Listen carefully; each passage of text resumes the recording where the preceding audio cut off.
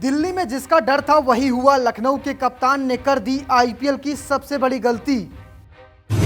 Playoff की कसम खाकर मैदान में उतरे थे ऋषभ पंत के शेर, लखनऊ के दिग्गजों को कर दिया ढेर। दिल्ली की जीत से आरसीबी को घाटा, मैच से पहले ही खुल गई सैमसन की किस्मत।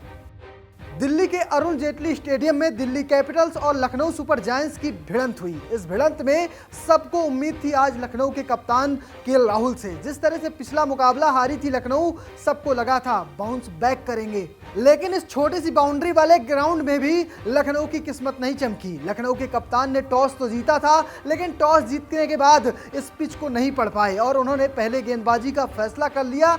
शुरुआत अच्छी हुई थी, जैक फ्रेजर मैकगर्क तो 0 पे आउट हो गए, लेकिन इसके बाद अभिषेक पोरेल और शाई होप ने धागे खोल दिए। दोनों ने ताबड़तोड़ बल्लेबाजी की और जैक फ्रेजर की बिल्कुल कमी महसूस होने नहीं दी। लेकिन यहां पर लखनऊ के कप्तान ने जो पिच पढ़ने की गलती की, उसका खामियाजा पूरी टीम को भुगतना पड़ा और खराब फील्डिंग ने तो दिल्ली को 200 के पार पहुंचा दिया। दिल्ली जैसे ही 200 के पार पहुंची, सबको लगा कि अब तो रिकॉर्ड ही नहीं है कि दिल्ली में 200 रन बनाने के बाद कोई टीम चेस करके हरा पाए। मैदान भले छोटा था और शुरुआत दिल्ली के गेंदबाजों ने कमाल की तरह से की थी। क्या हुआ था दूसरी पारी में, कैसे हार गए लखनऊ के धाकड़ खिलाड़ी, सब आपको दिखाऊंगा। लेकिन इस जीत के बाद प्लेऑफ का समीकरण क्या है, आरसीबी के अब कितने % चांस बचे, वहीं राजस्थान के लिए लॉटरी कैसे लग गई, सीएसके के अब क्या हालात है, सब आपको समझाऊंगा। पहले देख लीजिए मैच में क्या हुआ। टॉस हारकर पहले बल्लेबाजी करने उतरी दिल्ली टीम की शुरुआत अच्छी नहीं हुई। पहले ही ओवर में जैक फ्रेजर मैकगर्क बिना खाता खोले आउट हो गए। इसके बाद आए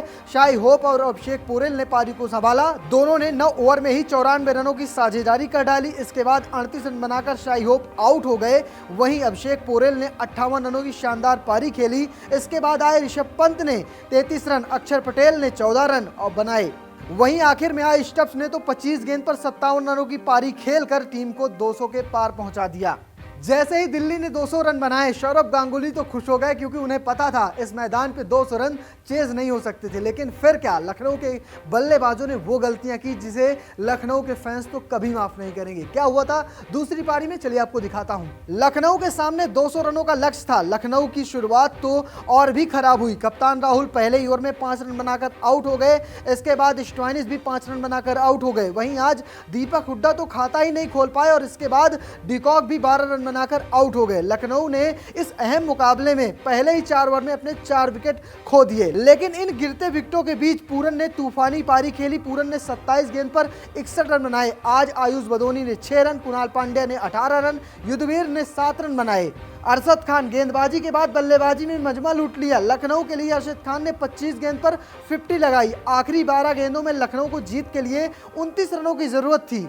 लेकिन फिर क्या, ऋषभ पंत ने अपने सबसे घातक गेंदबाज को गेंदबाजी थमा दी, यानी खलील अहमद को जिम्मेदारी सौंपी कि भैया अब इस मैच को तुम रोक के दिखाओ। फिर क्या, खलील ने पूरी चुनौती स्वीकार की और 19वें ओवर में सिर्फ 9 रन खर्च किए। जहां हर गेंदबाज को अरशद खान छक्के चौके लगा रहे थे, वहीं इस ओवर में सिर्फ 6 रन आए और यहीं से पूरा मामला दिल्ली की ओर चला गया। अब आखिरी 6 गेंद पर 23 रनों की जरूरत थी। अरशद खान यार लेफ्ट हैंड तेज गेंदबाज, उससे क्या ही उम्मीद करोगे। और मुकाबला 19 रन से लखनऊ हार गई। लेकिन इसमें अरशद खान की कोई गलती नहीं, इसमें गलती है कप्तान राहुल ने जो फैसला किया और जो जिस तरह की बल्लेबाजी की, डिकॉक ने जिस तरह की बल्लेबाजी की, स्टॉइनिस ने जिस तरह की बल्लेबाजी की, हुड्डा और कुणाल पांड्या ने जिस तरह का खेल दिखाया, ये सब इस हार के जिम्मेदार हैं। और इसके साथ ही अब लखनऊ का प्लेऑफ में पहुंचने का जो चांस है वो भी 10 से 15% रह गया है। अब लखनऊ आखिरी मुकाबला मुंबई से खेलेगी, जहां पर अगर मुंबई हार भी जाती है, यानी लखनऊ जीतती है, तब भी 14 पॉइंट होंगे और लखनऊ का रन रेट तो